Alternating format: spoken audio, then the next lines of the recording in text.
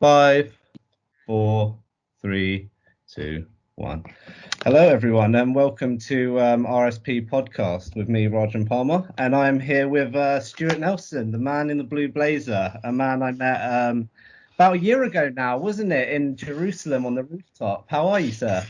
I'm doing very well, Rajan. Yes, we met on a rooftop in Jerusalem at the end of June, and it was very warm and Lovely, wasn't it? lovely weather. Yeah, and if I'm right, I'm thinking that so you'd completed a walk from Rome to Jerusalem in that time. Yes, I set off from Rome on Easter Sunday, and I finished in Jerusalem, having gone around the Sea of Galilee. I finished on the 25th of June in Jerusalem. Lovely. So can we just get a little bit like who you are, what you do, what's your background? Oh, I'm one of those old British pilgrims. I'm I'm coming up for 5 years of retirement, and I had an international career. I worked all over the world, and I retired from my last post, which was in Angola, in 2015, and decided I had the time. So I picked up my boots, and within a month, I started my first Camino in Spain, and I've hardly stopped since then. Wonderful. And so am I right in thinking you said 3,000 kilometers a year that you average? Roughly speaking, yes. I do a couple of really big long walks every year. For example, in 2018, I did nearly just under 3,000 walking from Scotland to Rome. Wow. And last year I walked from Rome to Jerusalem, and also from Lyon to Santiago de Compostela, and a couple of other walks in the UK. So, wow. Yeah. So busy man, very, very busy man. So I mean, let's just get on with let's start with the Caminos in Spain. So you're saying you've done 8 of those now? That's right. The classic one, which everybody refers to as the Camino, which goes from Saint-Jean-Pied-de-Port to Santiago de Compostela. But I've also started in Lisbon, in Seville, in Murcia and Finisterre, in Ferrol, and Leon via a route called the Camino del Invierno. That, by the way, means the winter Camino, but should only ever be done in the summer because everything's closed. Yeah. So that means the winter road or the winter way, correct? That's correct. Yeah. Oh, okay. Lovely. So yeah, you say you only do it in the summer.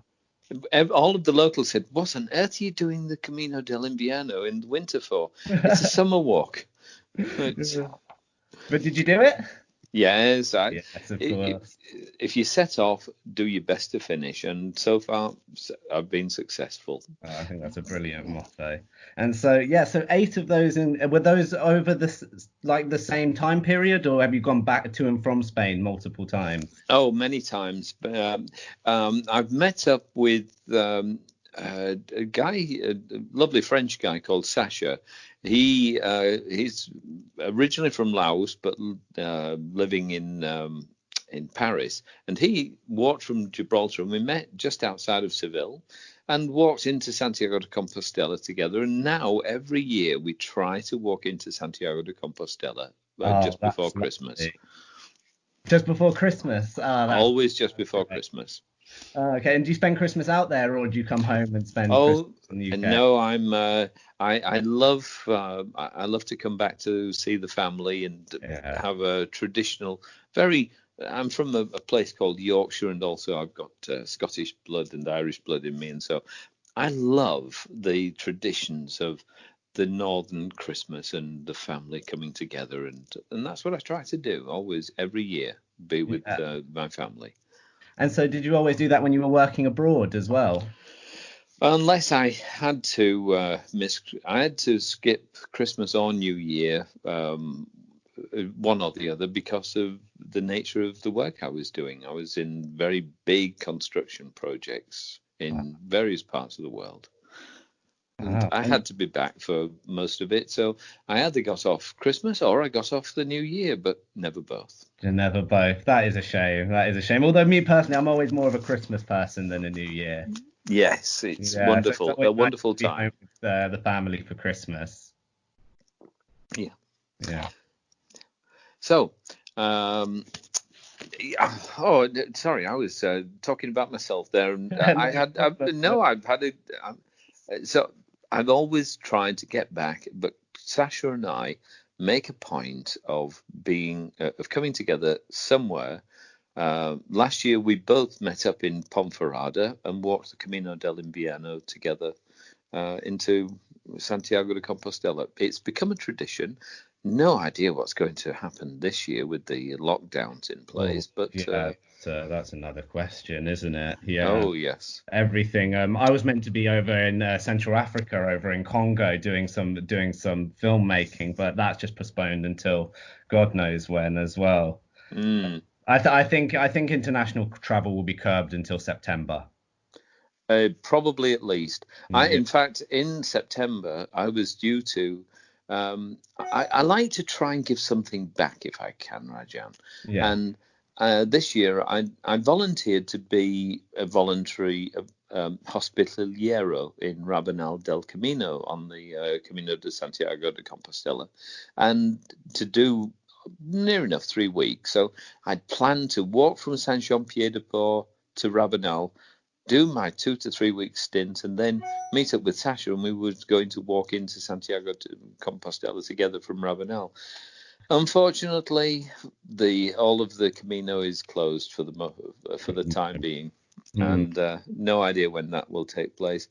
But and my hospitaliero stint is cancelled, so hopefully I'll be able to do it next year. Yes, hopefully next year. I think that's it for everybody at the moment. Although Spain I think if I was reading the news right the other day, that they are looking to release their lockdown by the end of May. So we'll see how that goes. So hopefully you might be able to arrange something at the last minute there. It may end by May end, but who knows? Yeah, who knows? And so you're saying you retired out of Angola. That's an interesting country. I don't know anybody who's ever been there. If you could advise traveling around, things to see, what's there, what would you say about that? You have to be a little bit careful because obviously it is a poor country, and it's also because of the civil war that didn't finish until only about 15, 20 years ago. There's a lot of landmines, so you can't just decide to go off walking anywhere. It's one of the most heavily landmined countries in the world. So you have to be a little bit careful. But there are some beautiful waterfalls, and I often used to spend a lot of time at the British Embassy, and there's this wonderful old tree where David Livingstone sat and smoked his cigars before he went up the Congo. And oh wow, yeah, he went up the Congo River. Yeah. So do you have much other experience in traveling in Africa as well then? Oh, I was 3.5 years in Angola and 8.5 years in Nigeria. My lovely daughter-in-law comes from Kenya. I think I know. In fact, the title I use on my blog page is on Facebook. The Man in the Blue Blazer comes from one of the times when I was in South Africa. And in Angola, the language is Portuguese, so I learned to speak some Portuguese. I was in South Africa with a couple of Russian friends, and I took them on a tour, which I'd been on many times before. And the lady who ran the tour, she knew me quite well. And a couple of Americans went up to her and said, "What does this plaque say?" As we were going around a Portuguese fort. And she said, "I do not know, but ask the man in the blue blazer over there." So this American couple came over to me and said, "Are you the man in the blue blazer?" And I thought, wow, what a catchy title. I've got to keep that. Yeah, I mean, whenever I've talked about with you people on the rooftop as well, the man in the blue blazer, they know straight away who I'm talking about. So and then that was your name that they just kept calling you them throughout. Yes. And so I became the man in the blue blazer, and it started in South Africa, and I kept it, and that's it. That's my nom de plume. That's how I write my blogs. Your alias, yeah. The man in the blue blazer passed through here. And And then, occasionally I wear a blue blazer. do you really? For interviews and just for the press? I'm wearing one right now. Oh, lovely. I always wear one for radio. Oh, really? What just helped you get into character? Oh, indeed. Indeed. Oh, lovely. So let's continue on with your walk then. And then so Scotland to Rome was the next one. Yes, I've done quite a few. I went from the northernmost tip of the Scilly. Well,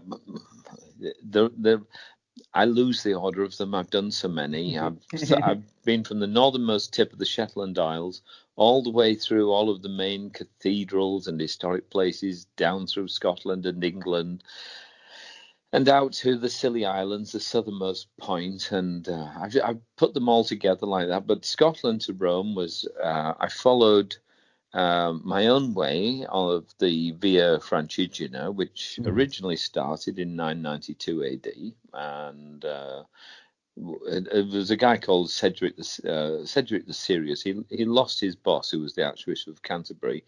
So he wandered off to Rome to check if he should be doing the job. And Pope said, of course you should be doing the job if you've lost your boss. Now get back and take these 30 monks with you. And they made a note of everywhere they stopped on the way back. And as a result, a pilgrimage walk started following that route. And so I tagged it on. But I decided that it was a high time that people brought together the sundered churches of England, which was the Northern Church based in Lindisfarne, way up right by the Scottish border, and the Southern Church, which was based in Rome, because they all fell out in 664 AD. It was quite a debacle because the break from the Church of England. No, this was Catholic Church. Sorry, this was the break of when is Easter. Oh, okay. Yes. Big debate at the time. Worse than Brexit. Yeah, they're equivalent, right? It was indeed. No, it was. So anyway, I decided nobody had put together the Northern Church from Lindisfarne and the Southern Church based in Canterbury, and so I did, and then tagged it on from St Paul's Cathedral. I came south, turned left at St Paul's Cathedral, headed for Canterbury, and followed the Via Francigena to Rome. And the one thing about doing this, and I walk on my own a lot, is that I come to places and I often have to use Airbnb to try and find somewhere to stay. But when I go in as an individual walker, I find people far more accommodating. Oh, please come and eat with us, eat with the family. You've got nobody with you, and we can improve our English, and you can improve your Italian or your French or whatever language it is in the country I'm in.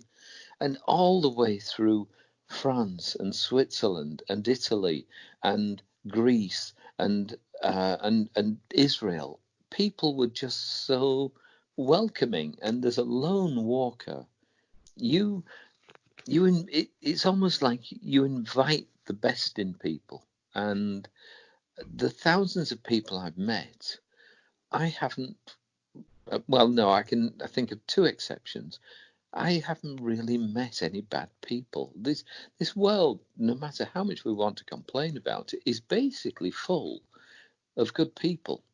And I think there's a really good person in every one of us. Sometimes you just have to work it a little bit and maybe use a little bit of humor, but you can coax it out of them. Yeah, I think this is actually a really good point. And I think you actually put it really beautifully as well. And I've been reading this book. I read this book. It's called The Kindness of Strangers. It's various short travel stories around the world. And someone puts it, I mean, what someone writing it is that people are inherently good, but they're sort of scared of the stranger. And they're scared of being nice to the stranger because they're scared of they are scared of the stranger. They're almost scared to be nice now. And it's kind of in this situation where you're actually taken back where someone does something really nice for you. They go out their way to take them to do something nice for you. And I've noticed this as well while walking as well, is that you see things on eye level and you meet more people than like you meet people going through their everyday lives rather than people just on a bus somewhere necessarily. Yes, you engage with people far more. And a smile, I have found, is often the very, very best way of engaging somebody. It's wonderful. You smile towards people, and the majority want to smile back. Oh, back, yeah, of course, yeah, and you know, everyone loves that feeling of making a new friend and you know, being nice and thinking later when this person goes on their way that you did something good for them, and those memories stick. They're more priceless than any like souvenir you can ever buy. Those sorts of memories. If anybody wishes to look at my Facebook page and the people who follow me, they're scattered all along my pilgrimage trails. The people who now want to follow me. And I used to carry what I called my bag of blessings. And what it was, I took a whole load of things which I picked up from people en route and took them to the Vatican and found places to carefully hide them, and so that I took their prayers, their bits of stone with their name on, and I put them where people asked me to leave them. It could have been St. Peter's Square. A lot asked me to leave things by the Western Wall in Jerusalem, and I have a lot of photographs on my blog where I am carefully putting in the stone, the prayer, the little ring, a plectrum from a guitar from one priest in Rome. And I carried these because people wanted me to do something positive for them, and so I did it. And I have no idea whether this actually, if anything goes out of the act. But what I do believe is that a positive act doesn't do anything negative, and so No, at all. I try to approach life in a positive way. It's so easy to look for the worst, and as a project manager, I always used to have to plan for the worst. I could hope for the best, but I had to plan for the worst. And we're conditioned in this way. But frankly, I found that if you look for the bad in things, you will find it. But if you actually make the effort to look for the good, and it does mean a bit of a phase shift in your head, if you want to look for the good, it tends to find you. Yeah. Exactly. Yeah. And I mean, it's quite a good sort of phrase for your pilgrimage route as well, is that seek and you shall find, isn't it? If you go out looking for nice people, returning niceness, you get it back all the time. All the time. Yep, absolutely. I've had a couple of incidents that have, been against it, but I've had thousands that have been Mhm. positive. And one other thing I would say to anybody who wants to follow my lead and go out there and see the world, on 2 feet, is you're not going to find everything is perfect. Perfect really just does not exist. But the true perfection is knowing that. And if you seek perfection, you will not find it. But nothing's perfect, but everything can be good.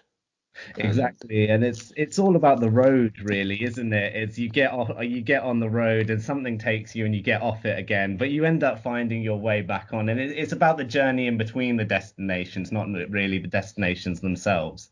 yes, being there, whenever I arrive at my destination, I'm thinking, what do I do next? Because those days of going towards a goal, and I think we should all have a goal. I really do. Mm. We should always work towards a goal, because otherwise you're a bit aimless in life. So set yourself goals is my motto, and work towards them and plan for them and do your best to achieve them. But whatever happens, don't don't ever give up on achieving them. And once you have achieved them, go for the next one. There's Exactly. And always it's another another one. challenge. Yes, Oh, you come to it's a door. When you reach it, you open it, and you find out there's another path beyond it. exactly. I think that's the beautiful thing about travel as well. And I think you can obviously you can appreciate as well is that it's the unexpected things along the way which kind of become the highlight. I've come to expect them. Yeah. I expect the unexpected every day. Exactly. Yeah, and you've just got to take it how it comes. Mm. So, I mean, I suppose we've covered this already a little bit, but what inspired you to walk? What inspired you to walk and do it on eye level like that? Take the time to do it. Well, I've been walking since the age of about 14 months.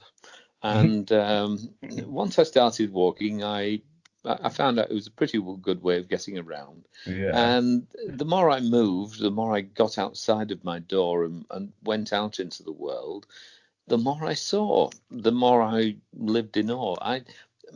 My world was very small. A puddle was an ocean when I was very young. Mm.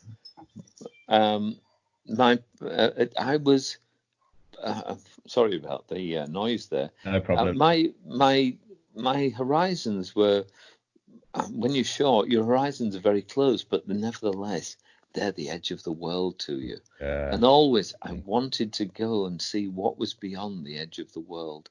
I've always had that inquisitive mind, and Mm.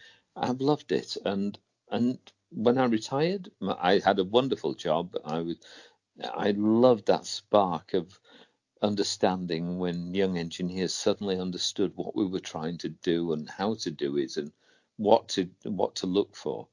And I've always wanted to go that step further and bring people on and meet new people. And it's been a wonderful, I think, I had a wonderful career. I've had a wonderful life. If it all ends tonight, I cannot complain because it's been great. That's so amazing to hear, and that's so nice, and that's why I say, like, I mean, I'm sure I told you on the rooftop when I met, is like, honestly, I think you are one of the coolest dudes I've ever met. Like, I love how you just go out and you get out there, and you're so inspiring as well. And I remember you had your little bottle of whiskey as well that you carried all the way with you to Jerusalem. Was it Oh, whiskey? yes, it Yeah, was. yeah. Oh, it was. Here's the plug. It was Balvenie, 17-year-old. In my opinion, there is none better. I Yeah. love it dearly. It's. I knew the man who restarted the Balvenie distillery, and this was his favorite. And whenever I drink it, I raise a glass to him. Oh, He that's was he was a wonderful guy. yeah. And from the same part of Scotland, which I shall eventually very soon be moving back to. Are you moving up to Scotland? Yeah, I've never Yes, I've yes, never I shall. actually been. And I'm hoping to do some walking in the Highlands when hopefully mid-June, July sort of time to go up explore it there. But Mm. and I suppose this is a question which I'm sure can go on for ages. But some of your favorite characters along the way. Oh, um, well, I'll leave you till the last, Rajan, because I remember the rooftop, but Oh, that's it, brilliant. Yeah, it was great. it was the guy in Tremello who invited me in. I got to the Airbnb I was staying at, and it was closed. And this guy invited me to come and stay with him and his family. Mm. It was the family in where now? Oh, I can't remember, but I remember the family, and um, they'd overbooked their room. They'd made a mistake, and they wanted to put themselves out of their bed and sleep on the floor, and I Oh, refused. But we wow. made up a bed, and what else? Oh, so many different things along the way. Luca and meeting Claudio Togni in Luca, who he said he was. I was in this little restaurant and I was asking eating something and doing my best in Italian, and he said, "Where are you from?" And I told him what I was doing. I was walking from Scotland to Rome, and he said, "Everybody, listen."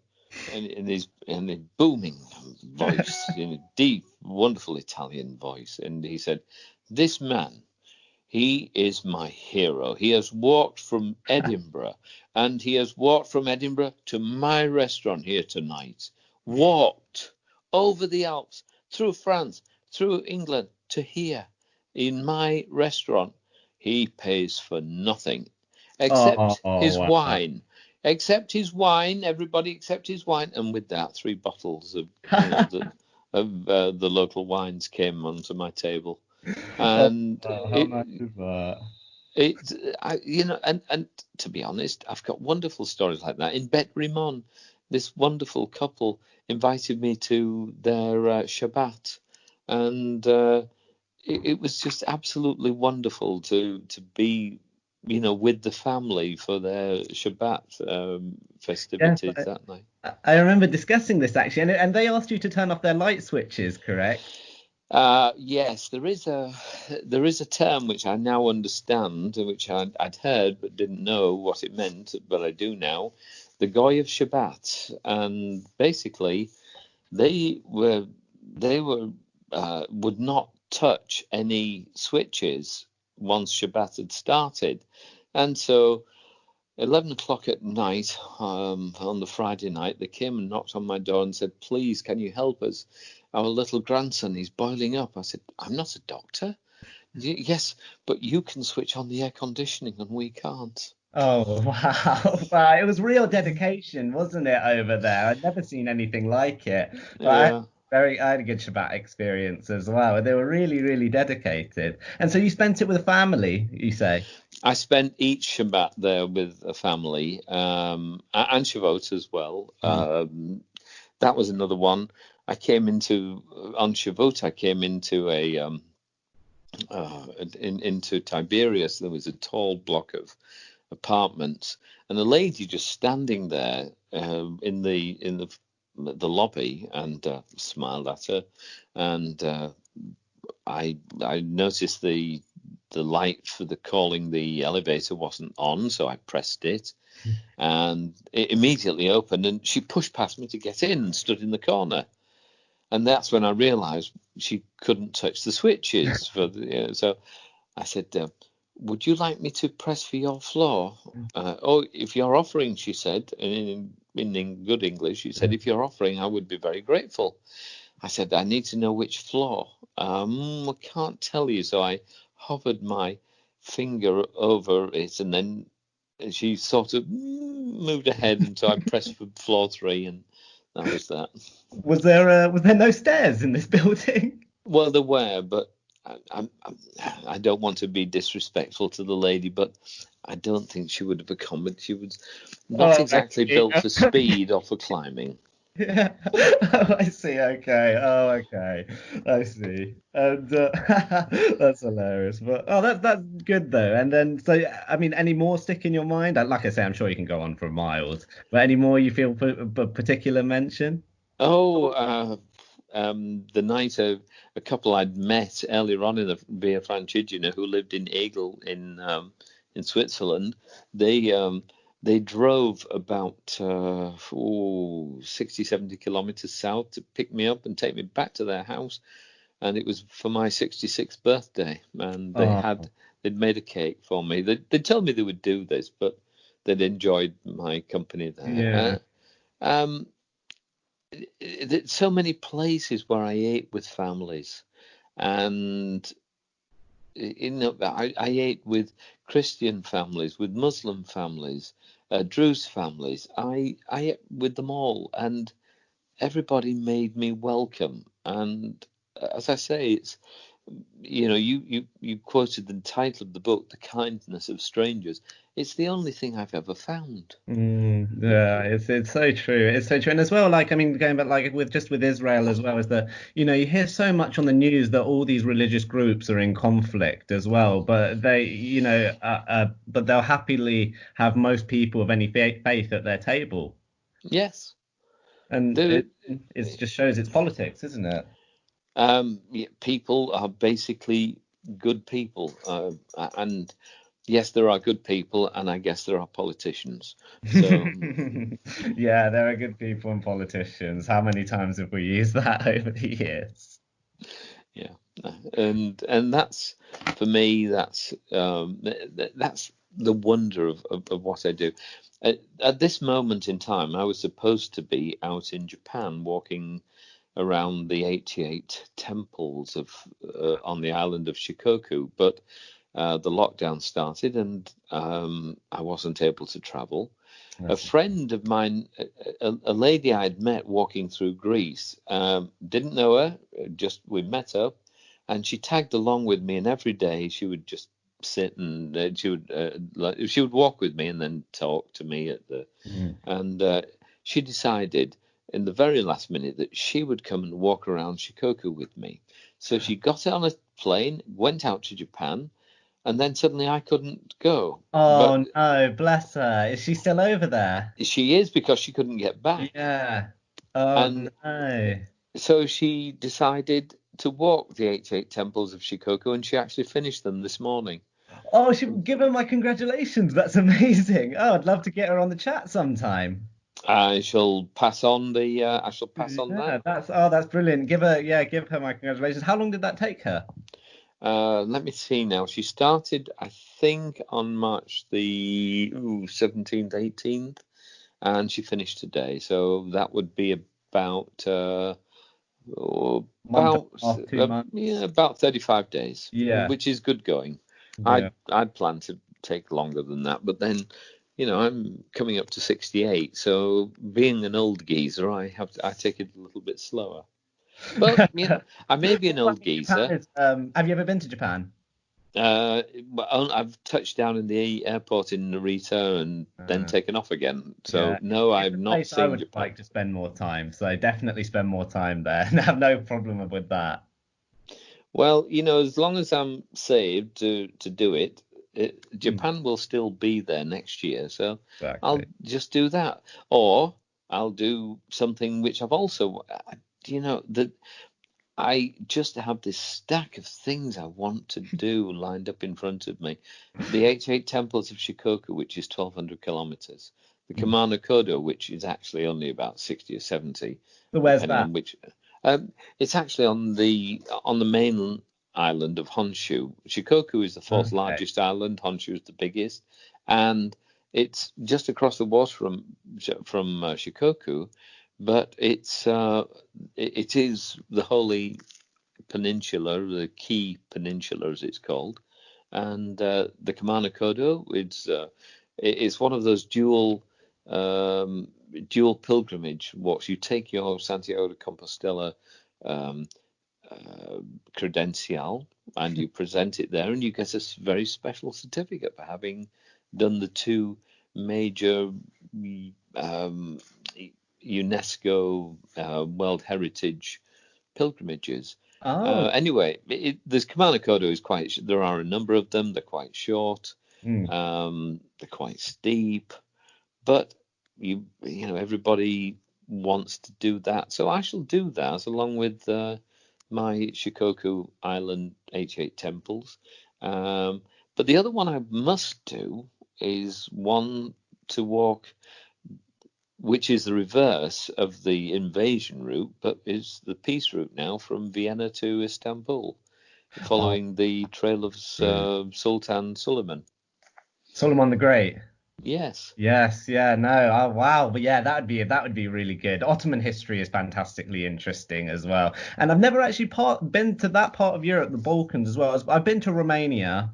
And I mean, Hungary doesn't go that far, but that looks like a beautiful route. And I know there are new trails built there going through Albania, Montenegro, Macedonia, that recently completed, which looks stunning. Yes, there's the Via Ignatia, which actually starts in Italy, and from Brindisi you can get the ferry across into Albania and follow the Via Ignatia as it too goes to Istanbul.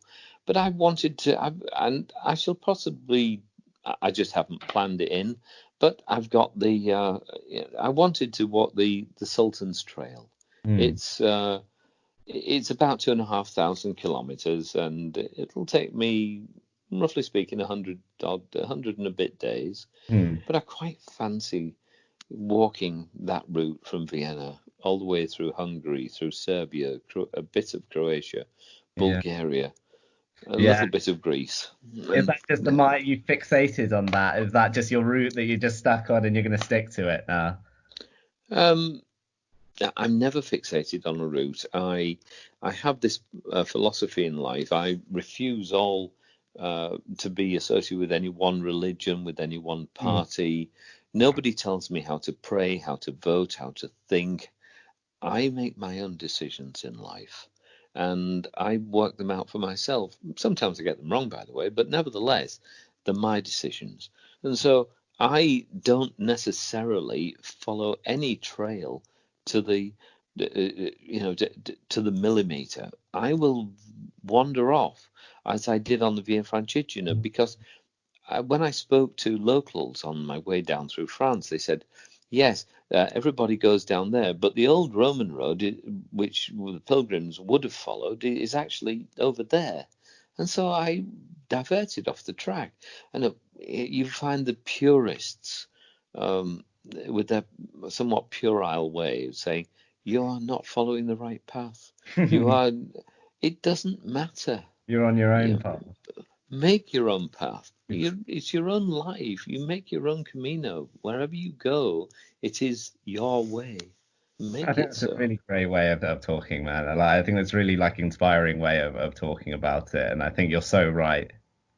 Yes. You don't have to turn everywhere there's a signpost. You can make your own decisions and make your own mistakes and find your own beauty in the world. And that's the way I approach life. It's like I say, that's fantastic. It really, really is. And it's so nice to hear as well that you've gone out and just you've gone for it. So another question I'll ask you, and I'm not too big on this question, so I find it hard to answer. So I've kind of changed it for you as well, I imagine. Is your favorite country or your the country with your favorite experiences? Because I always say I don't have a favorite place, I have favorite experiences. Let me see now. Well, the best experiences I've ever had have always been at home because they've been with my family.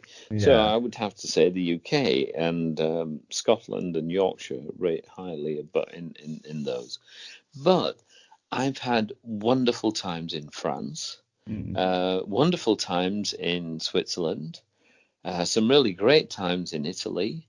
Wonderful hospitality. Where do I stop? There is no best country. Exactly. Every Everywhere country is what you is make of it. And now, I have to say, you've asked me a question to which I do not know the answer. I got you. Finally, I've stumped you. Yeah, I do It's a not tough know one. which is I do not know which is the best country that I've been or Yeah. the most. I've enjoyed each one of them. Hmm. Yeah, I mean, I gotta say, some of my favorite is probably God, my favorite experiences are Israel, and it was Citadel Youth Hostel because it was just a fantastic place, wasn't it? Hmm. It Yes, was. conversations there, having some drinks on the rooftop. It was Yes. it was a nice place. It was a nice place. Yes, it was. And looking out in the evening sunshine, you could see the lights of above the dome of the rock Oh, and yeah, across. It was just wonderful. And beautiful, isn't it? yeah, and looking very carefully, if you knew where in the very, very, very far distance, the lights of Jericho and towards Jordan. It Yeah. was. I thought it was wonderful. High on the rooftop there, you could, if you position yourself just right, see right the way across. I thought it was wonderful. Yeah, it really was probably one of my favorite places I've ever stayed. And I was camping on the rooftop, as I'm sure you knew as well. Hmm. I would hear the prayer calls at 3 in the morning, and then you hear the Hmm. bells going as well. At first, it got annoying, but then there's something really peaceful about it. Yes. Yeah. Every place is different, and all you have, you know, you will find good and bad everywhere. And the trick is make the most of it. Like I say, nothing's perfect, but everything can be good. It's all part of the journey, isn't it? Mm. Yeah. And so, is there anything else you'd like to talk about? Any other routes? Anything you got planned in the pipeline? Depends on when lockdowns finish, Yeah. and I'll probably do for the third time my walk across the greatest width of Scotland later on in the year. My wife comes from a place called Peterhead, which is it's in the northeast of Scotland, north of Aberdeen, and very close to Buchan-Ness, very close to it. And that's the farthest point east in Scotland. And I'll walk across there as I have done doing two other different routes in the past to Ardnamurchan Point, which is the farthest point west in the British Isles, in mainland Britain, and I will love it. Yeah. And Right. I'm actually thinking, like I say, I think I'm doing some walking in the Scottish Highlands around that area in July. So maybe we'll cross paths again. But you never know. I shall You never be. know, do you? In July. I shall probably be in a place called Peterhead. Okay. Before I finally move to a little town called Aboyne, which is on the banks of the River Dee, halfway between Aberdeen and Balmoral Castle. Oh, And lovely. yes, Yeah. it'll be, to a large extent, it'll be going home for me. Yeah. Oh, lovely. Lovely. Right. Well, I gotta say, thank you. That was really, really amazing. That is the man in the blue blazer, Stuart Nelson on Facebook.